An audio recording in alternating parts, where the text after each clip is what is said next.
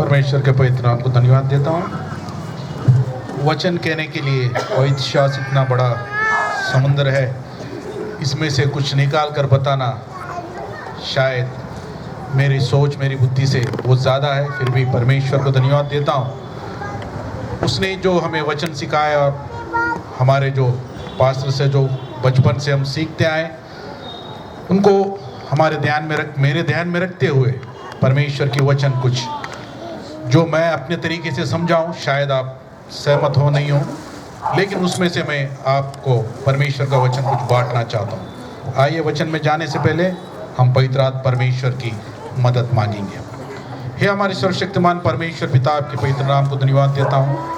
यीशु मसीह जब आप इस संसार में थे प्रभु जी, हमारे लिए आपने उस क्रूस पर अपना प्राण का अर्पण किया है प्रभु जी, और जाते समय आपने हमें अनाथ नहीं छोड़ा। आपने हमें चलाने के लिए आपकी पवित्र आत्मा की अगुवाई हमको दिया है प्रभु जी, और जहाँ आपकी आत्मा की अगुवाई जहाँ होती है प्रभु जी निरंतर और हमेशा प्रभु जी, आपकी वचन प्रभु जी वो सिद्ध होता है प्रभु जी। आज मेरे मुंह से प्रभु जी जो वचन निकलने वाले हैं प्रभु जी, केवल मेरा मनन नहीं बल्कि आपके पवित्र शास्त्र में से जो वचन है प्रभु जी, जो आपने अपने पवित्र आत्मा के द्वारा प्रेरित होकर अपने भक्तों के द्वारा लिखवाई है प्रभु जी, वो वचनों में से मनन करते समय प्रभु जी, आप मेरी मन बुद्धि और मेरे जबान पर आप नियंत्रण पाते हुए प्रभु जी, ये वचन आपकी सेवकाई के लिए प्रभु जी, मैं जो कहता हूँ प्रभु जी, आपका वचन प्रभु जी हर एक के मनों को टटोले, ताकि क्योंकि आपका वचन सच्चा है प्रभु जी, मेरा वचन नहीं, मेरा बोला हुआ बात नहीं है प्रभु जी। आपका वचन दुधारी तलवार है प्रभु जी, ये दुधारी तलवार को हम प्रभु जी हमारे हृदय के अंदर प्रभु जी, हमारे हृदय को भेदते हुए प्रभु जी, आपका वचन हमारे हृदय में बस जाए, ऐसी आज हम मेरी और हम सबकी मदद कर। ये छोटी सी विनती हमारा उद्धार करता यीशु के नाम से मांगता हूँ, सुना ग्रहण कर पिता, आमीन। प्रियो, आज का वचन थोड़ा समझने के लिए हमको पुराना नियम में जाना पड़ता है। आज के इस काल के अंदर अगर हम बात करते हैं, ये जो बलि है, ये बलि थोड़ा अजीब लगता है, लेकिन हमारा जो वचन का मूल भाग जो है, नया नियम का जो मूल वचन है, पुराने नियम से लिया जाता है। तो मुझे मालूम नहीं आज सर का बर्थडे था कर, लेकिन मैं थोड़ा डीप सब्जेक्ट निकाला हूँ बर्थडे से रिलेटेड है ही नहीं है, फिर भी मैं सर से रिक्वेस्ट करता हूँ कि ये वचन है, क्योंकि हम लेंट डेज में हैं, लेंट के हिसाब से मैंने परमेश्वर की प्रेरणा करते हुए ये वचन, मुझे शायद मैं सोच रहा था कि क्या वचन बताऊं। तो मेरे घर में जो प्रेयर रेगुलर होता है, फैमिली प्रेयर, उसमें जो वचन पढ़ रही थी मेरी मिसेस, तो मुझे पवित्र आत्मा परमेश्वर ने ऐसा प्रेरित किया कि ये वचन में से कुछ, यही वचन में से बात कर। तो इसलिए मैं ये वचन उसी समय मैंने चुन लिया था कि ये वचन में से मैं बात करूं। तो प्रेरितों के अपना ये व्यवस्था विवरण में ये जो बात हम देखते हैं deuteronomy में, तो परमेश्वर कहता है कि जब उसके पास आने के लिए जब हम अपनी बलि लाते हैं, उसमें कोई दोष नहीं रहना चाहिए।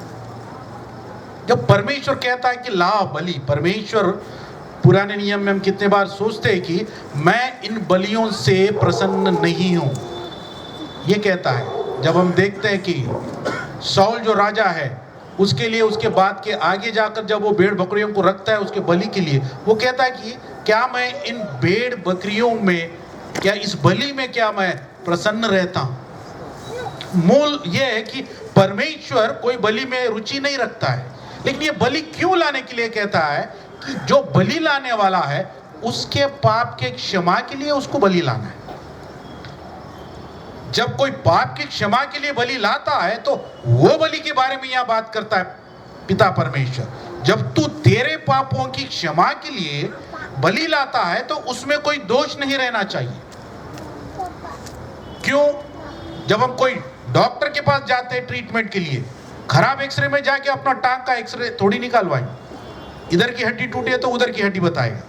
तो जो उपकरण जो हम वापरते हैं, जो चीज हमको चाहिए कि सही हमको इलाज देने के लिए, जब सही, आज नांदेड़ में अगर हम देखते हैं कि एक एग्जाम्पल लिया हूं मैं, तो वैसे इधर का रिपोर्ट अच्छा नहीं, उधर का रिपोर्ट हम जाते हैं। तो परमेश्वर का कहना यह है कि बलि आखिर तुम शुरुआत में लाते ही क्यों? क्योंकि हमने पाप किया है। जब हमारा पाप साफ होना चाहिए तो जो चीज तुमको लाना चाहिए वो भी साफ होना चाहिए। तो परमेश्वर जब वो कहता है तो उसने केवल एक जानवर के बारे में नहीं कहा, उसने एक मजबूत नींव अपनी बात पे उसने स्थापित किया है कि जब वो कहता है तो वो करने वाला भी परमेश्वर। केवल मनुष्यों को यह बताया कि जब तू निष्कलंक भेड़ या बैल को लाने के लिए बताया तो उसने अपने बेटे को भी निष्कलंक बना के बेचा है हमारे पास। ये जो हमारा वचन का मूल है, जब निष्कलंक ही तुम्हारा पाप धो सकता है। पुराने नियम में ये ऐसा है कि एक बार अगर पाप किया तो एक बार देना पड़ेगा, 1 महीने के बाद फिर पाप किया तो और एक बार देना पड़ेगा, निष्कलंक देना पड़ेगा। अय्यूब को हम जानते हैं, वो क्या करता है, अपने बेटे बेटियों का जो हर दिन उनका पर्व होता है, शायद मेरे बेटे बेटी पाप किए होंगे, इसके लिए वो हर दिन बलि चढ़ाता रहा। यानी हमारे जो पाप है, हमारे पाप साफ होने के लिए बलि की जरूरत है। लेकिन ये बलि जरूरत क्यों पड़ी? बहुत बड़ी कहानी, उत्पत्ति से हमको इसका मालूम होता है। क्योंकि परमेश्वर पवित्र है। हमारा पवित्र परमेश्वर के पास अगर हमको जाना चाहिए तो हमारा पापमय सोच, हमारा पापमय ये जो हमारा ख्याल है और ये जो शरीर है, जब पाप से उत्पन्न हुआ है, इस पाप में कोई भी चीज परमेश्वर के समीप जा ही नहीं सकती। तो ये पाप में कोई चीज जब परमेश्वर के पास जा ही नहीं सकती है, तो परमेश्वर एक लहू से हमें शुद्ध करने का एक नियोजन देता है। उत्पत्ति में जब आदम ने पाप किया तब भी उसने वहां खून बहाया, हम देखते हैं, क्योंकि पाप की क्षमा है बिना खून की है ही नहीं। तो ऐसा पिता जो सोचता है यहां पर कोई ऐसा खराब चीज मत लाओ, तो आगे के वचन में भी वो कहता है उसका एक दिन में एक रात में नहीं हुआ है। जब आदम ने पाप किया है तब से उसको पता है कि पाप का शुद्धि होना बहुत जरूरी है। उसके लिए उसने मूसा के साथ व्यवस्था में कहा कि जब भी तुम पाप करो तुम्हारे लिए बलि जरूरी है। जब हम परमेश्वर के सामने साफ और शुद्ध दिखना चाहते हैं तो हमारा पाप धोने के लिए वहां लहू होना जरूरी है। ये तो केवल मैं मूल का लिया हूं, ये जो वचन है हमारी स्टार्टिंग है, लेकिन उसका उद्देश्य क्या है परमेश्वर का? और इसका ये भी नहीं है कि केवल तुम अर्पण ही दो बार। जब सौल लाता है तो कहता है कि मैं बलियों में प्रसन्न नहीं रखता, जो मेरी बात मानता है, मेरी कहा हुआ शब्द मानता है, मेरी आज्ञा को मानता है, मैं उससे प्रसन्नित हूं। केवल आज्ञा ना मानने के कारण ही सौल अपना जो स्थान परमेश्वर ने उसको दिया, पूरा इज़राइल का पहला राजा वो बना, अपना स्थान खो देता है। परमेश्वर की बात मानना बहुत जरूरी है प्रिय, बलि से भी ज्यादा, इसलिए क्योंकि परमेश्वर बलियों में प्रसन्न रखने वाला परमेश्वर नहीं है। लेकिन परमेश्वर जो मूल बात जो कही है, जो मेरे सामने बलि लाते हो उसमें कोई दोष नहीं रहना चाहिए, ये अपने पुत्र के आगे भी वो कोई दोष नहीं रखता है उसको, क्योंकि मनुष्य का उत्पन्न ही पाप से हुआ है। इसलिए ऐसा उसने चुना है कि मेरा जो पुत्र इस सारी संसार का पाप के लिए भेजने वाला हो, उसके बीच में भी कोई पाप ना हो। सुनने के लिए बड़ा आश्चर्य होता है, आज के तारीख में भी जो मसीह है, मसीह के अलावा कोई ये बात को मान ही नहीं सकता कि बिना कोई आदमी, एक पुरुष, एक स्त्री के पास गए बिना एक स्त्री गर्भवती हो सकती है। परमेश्वर जब भी कोई काम करता है, अद्भुत करता है, अचंबा करता है, हमारे इंसान के सोच से बहुत आगे हो सकता है। शायद उस जमाने में भी हो, आज के जमाने में भी हो, कोई भी पुरुष स्त्री के बगैर, स्त्री के पास गए बगैर कोई बच्चे को जन्म नहीं सकती है। कितना भी टेक्नोलॉजी हो दो, IVF वगैरह कुछ भी करते हैं, लेकिन पुरुष का जरूरत पड़ता है, उससे एक उत्पत्ति होती है। लेकिन हमारा परमेश्वर को उत्पत्ति में नहीं, पवित्रता में उसको ये ज्यादा इंटरेस्ट है। मनुष्य के पापों में से वो हमको बचाने के लिए वो कहता है, और उसका ये भी है, आगे के वचन में मैं कहना चाहता हूँ, यशायाह नबी का किताब 1 अध्याय और 17वां वचन। भलाई करना सीखो। नहीं, 18वां वचन, सॉरी। यहोवा कहता है, आओ हम आपस में वाद विवाद करें। तुम्हारे पाप चाहे लाल रंग के हो तो भी वे नीम के समान उजले हो जाएंगे, और चाहे अर्गवानी रंग के हो तो भी वे उनके समान सफेद हो जाएंगे। देखिए यहाँ पे परमेश्वर इनविटेशन देता है, बुला रहा है। यहाँ वचन में कोई बलि की बात नहीं की। वो कहता है हमसे, मनुष्यों से, कितने दिन तुम अपने पापों में रहोगे? आओ मेरे पास। वाद विवाद यानी क्या है? बातचीत करना। मुझसे पूछो, क्या हम पापी है? ठीक है, तुम पापी हो। क्या तुम्हारा पाप एकदम लाल है? तो आओ मैं तुम्हें धोऊंगा, कहता है। वहां यीशु मसीह की उत्पत्ति नहीं है, लेकिन वो कहता है आओ मेरे पास, हिम से सफेद मैं तुम्हें बनाऊंगा, तुम्हारे पापों से मैं तुमको छुटकारा दूंगा।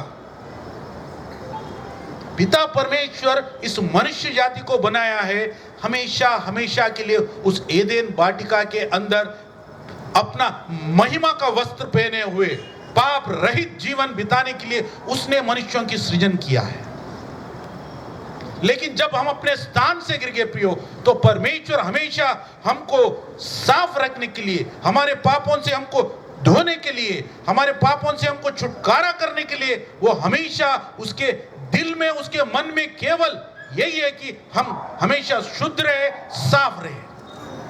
अगर हमने पाप किया तो भी उसने हमको शुद्ध करने के लिए बलि का यानी दूसरे जानवरों का अर्पण, उसको प्राण का बलिदान दिया। लेकिन हम मनुष्यों को बचाने के लिए, हमको बचाने के लिए एक दूसरे जान को वहां पर उसको बलि देना जरूरी था। कितने बार दे सकते? जब तक यीशु मसीह नहीं आया तब तक हजारों लाखों बैल, हजारों लाख भेड़ों को इजराइल लोगों ने, कितने लोगों ने बलि किया होगा? अगर ऐसी गिनती करते बेटे तो परमेश्वर ना कभी बलि में प्रसन्न नहीं, अपने लोगों की शुद्धता में वो प्रसन्न करता है। आओ मैं तुम्हारे पापों को हिम से भी श्वेत या सफेद बनाऊंगा, कहता है। भेड़ के यानी वूल के जैसा, रुई के जैसा उसे मुलायम बनाऊंगा, बोलता है। क्या ही ऐसा महान परमेश्वर है। ऐसा परमेश्वर, उसने अपने बेटे को भी नहीं छोड़ा। उसकी योजना इतनी महान है, उसे समझने के लिए इंसान की सोच काफी नहीं होती है। यीशु मसीह के पैदा होने से पहले ही उसने पूरी रचना उसने रची कि किस तरह उसकी जन्म होगा और उसका कार्य क्या होगा। यीशु मसीह के जीवन में जो भी वो काम किया है अपने पिता के अनुसार, उसने पिता ने जो कुछ उसको जिस कार्य के लिए भेजा है वही कार्य के लिए वो तत्पर करता रहा है।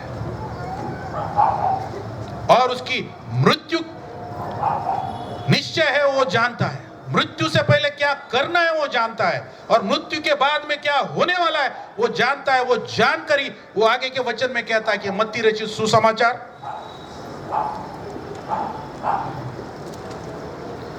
26 और 28। क्योंकि यह वाचा का मेरा वो लहू है जो बहुतों के लिए पापों की क्षमा के निमित्त बहाया जाता है। देखिए यहां पर यीशु मसीह कहते हैं, क्योंकि ये वाचा का मेरा वह लहू है जो बहुतों के लिए पापों की क्षमा के निमित्त बहाया जाता है। यीशु मसीह कहता है, क्रूस पे जाने से पहले कहता है, पूरी मनुष्य जाति के लिए वो अपना लहू बहाने के लिए आया है। आज हम लेंडेस में, कितना महान परमेश्वर ने हमको एक योजना दी है। ना हमें किसी की बलि देना है, कुछ नहीं करना है। हमारे लिए पिता ने अपना इकलौता पुत्र को हमको दिया, और वो लहू, उसी के लहू के नाम से हमको पाप का विमोचन मिलने के लिए उसने एक योजना बनाई है। स्वयं यीशु मसीह भी जानता है, मैं केवल मरने वाला नहीं हूं, मेरी मौत नहीं होने वाली, लेकिन मैं जिंदा भी होने वाला हूं तीसरा दिन। लेकिन ये मरने और जिंदा होने के बीच में जो लहू बह रहा है, यही लहू आज प्रियो, उस लहू के कारण आज हम यहां बैठे। ये बाइबल पकड़ सकते, हमारा पाप कितना भी बड़ा हो, हमको क्या है, हमको कॉन्फिडेंस है, एक भरोसा है, मैं कितना भी बड़ा पाप किया हो, की हो, मेरे परमेश्वर के पास, यीशु के पास अगर मैं आऊंगी तो वो मुझे धोकर हिम से भी सफेद बनाएगा। ये आश्वासन आज के हमारे केवल लेंट के तक नहीं प्रियो, हमेशा हर दिन हमारे जीवन में रहना चाहिए। आज पिता परमेश्वर यीशु मसीह हमको यही सिखाना चाहता है, मैं तुम्हारे लिए सृष्टि के आरंभ से लेकर सृष्टि के अंत तक मनुष्यों से उसने इतना प्रेम किया है, ना किसी और से किया है। मनुष्यों के उद्धार के लिए उसने अपना इकलौता बेटा भेजा है। पिता पुत्र और पवित्र आत्मा है। उत्पत्ति के जब देखते हैं तो जब सृष्टि की निर्माण होता है तब भी वे त्रित्व थे, वो तीनों थे, लेकिन बेटे को शरीरधारी बनकर इसलिए भिजाया गया कि लहू का बहना बहुत जरूरी है। जब हमारा यीशु मसीह पिता पुत्र पवित्र आत्मा है, आत्मा में लहू नहीं है, लेकिन इंसान के पाप के प्रायश्चित के लिए, पाप धोने के लिए लहू जरूरी है। तो ऐसा स्वर्गीय पिता ऐसी योजना करता है कि अपने पुत्र को जो आत्मा है हमारे बीच में भेजता है, जो वचन कहते हैं, वचन देहधारी होकर हमारे बीच में आए। पिता ने जो वचन कहा सूरज हो, वो वही वचन है, सूरज को बनाने वाला हमारा यीशु मसीह वचन है। आज हम सब के लिए वो कहता है कि मैं तुम्हारे पापों के लिए मैं अपना खून बहाता हूं। उसने सचमुच बहाया और उसी के कारण आज हम शुद्ध है प्रियो। अपने सीने पे हाथ रखकर हम कह सकते हैं, कितना भी समय कभी भी क्यों ना हो, मैं हमारे यीशु के पास जाऊंगा, क्योंकि उसने हमको कहा कि मैं तुम्हारे लिए जाऊंगा, वहां जगह बनाऊंगा। कहीं और नहीं बुला रहा है, वो अपने पास बुलाने के लिए वो जगह बनाने गया है। स्वर्गलोक में हमारे लिए गया है ताकि वो जगह बनाने के लिए हमको खून देकर गया, अपनी खून, ताकि जो कोई इस सृष्टि के अंत तक उस खून में जो कोई उसके नाम पर भरोसा करता है, यीशु मसीह मैं तेरे मृत्यु के द्वारा मेरे पाप क्षमा किए गए, इतना बात अगर कोई इंसान अपने मुंह से कहता है, उसके पाप क्षमा करने का ये जो ताकत है इस खून के अंदर परमेश्वर ने हमको दिया है। आज सर का मैं ग्रीटिंग्स देता हूं कि उनका 70वां साल है। प्रियो, आज हम देखते हैं कि आयु जब 70, 80, 90 होती है, एक ना एक दिन तो हमको सोचना पड़ता है कि ऊपर तो जाना है, एक दिन तो सभी को मरना है। लेकिन आज इस खुशी का कारण हमारा क्या है? शायद 70 हो, 80 हो, 90 हो, 25 हो, 50 हो, हमारे दिल पे ये उम्मीद रहना चाहिए दिल के अंदर कि मैं जाऊंगा वहां मेरे यीशु के पास, क्योंकि उसने मुझे वहां बुलाया है, वो जगह तैयार कर रहा है। लेकिन लहू छोड़ के गया। तो आज प्रियो हमको सोचना है, क्या तुम उस लहू के अंदर अपने पापों को धोए हो?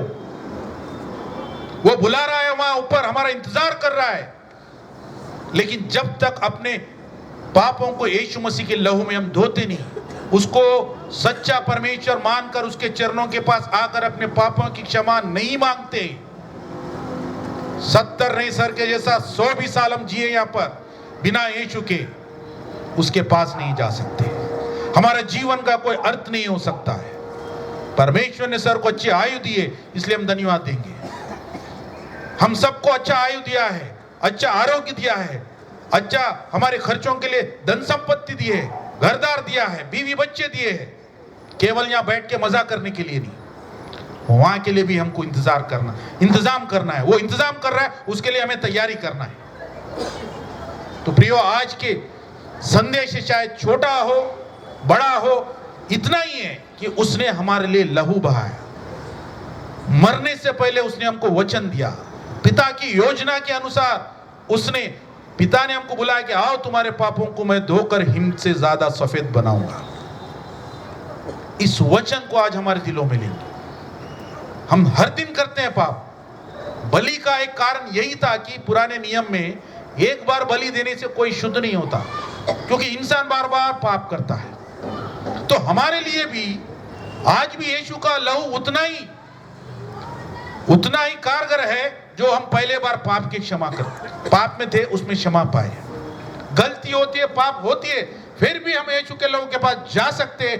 एक रास्ता है, एक दरवाजा खुला है। पहले भी अगर हम बपतिस्मा लिए होंगे, पाप की क्षमा भी पाए होंगे। अगर कोई काम से अगर हम दूर है, परमेश्वर को हम अपने दिल से सोचते हो कि मैं लायक नहीं हूं फिर परमेश्वर के पास जाने के लिए, तो भी आज परमेश्वर यीशु अपने बाहें फैलाकर बुला रहा है। कितना भी बड़ा पाप हो दो, मैं तुम्हें उस पाप से तुमको छुटकारा दूंगा। लाल रंग भी होंगे तुम्हारे पाप, मैं उसे धोकर हिम से भी ज्यादा सफेद बनाऊंगा। आओ मेरे पास आओ। तो प्रियो, आज के इस लेंड डेज में हम अपने सारा दिल मन तन खोलकर हमारे यीशु के पास आएंगे। हर दिन हम मीटिंग्स में आ रहे हैं, क्या पाने के लिए? वचन पाने के लिए। वचन में क्या है? परमेश्वर का ये हमको उद्धार देने का ये वचन है। यही वचन को हम पकड़कर परमेश्वर के पास हम जिंदा जा ही नहीं सकते, लेकिन वचन हमारे साथ जा सकता है। ये शरीर नहीं जा सकता, लेकिन ये शरीर में जब हम जिंदा है, ये वचन पे जब भरोसा कर कर, ये शरीर के अंदर हम जब तक जान में, हमारे शरीर में जान है, जब तक हम ये वचन को पकड़कर उसके वचन को सही मानकर उसको अपना जीवन नहीं देते, तब तक उसके पास नहीं जा सकते। तो इसलिए आज ये वचन के द्वारा पहली बार अगर यीशु मसीह के बारे में कोई सुनता भी होगा, तो उसके लिए भी ये मौका है। और वचन यीशु का जो पहले भी सुना और उसको उद्धार करता माना, लेकिन कोई पाप में गिरा होगा, तो उसके लिए भी उतना ही कारगर है। तो आज प्रियो, सचमुच हम परमेश्वर ने वचन हम सबको समझाने के लिए ये मौका दिया, एक अवसर दिया, उसको सुनने के लिए आप सब आए। इसलिए परमेश्वर हम सबके जीवन में आशीष से भर दे। आइए हम अपने आंख बंद करेंगे, दुआ करेंगे। हे हमारे सर्वशक्तिमान परमेश्वर पिता, आपको धन्यवाद देता हूँ। ये जो वचन प्रभु जी, आप जो कहना चाहते हैं मेरी ओर से प्रभु जी, आपने कहलवाए प्रभु जी। मेरा प्रभु जी कोई इसके अंदर मैं एक साधन हूँ प्रभु जी, मुझे आपने इस्तेमाल किया, इसलिए आपको धन्यवाद देता हूँ। ये वचन, आपका वचन जो है प्रभु जी, दो धारी तलवार बनकर जितने हृदयों में जाकर प्रभु जी, उनको प्रभु जी आप छूइए प्रभु जी, उनके हृदय के पीड़ा को आप समझिए प्रभु जी, और उन्हें धोकर शुद्ध किए। आपने कहा मेरे पास आओ, ये सब आपके पास आ रहे हैं प्रभु जी, इनको आप शुद्ध करके पवित्र बना। ये छोटी सी विनती हमारा उद्धारकर्ता यीशु के नाम से मांगता हूँ, सुन और ग्रहण कर पिता, आमीन।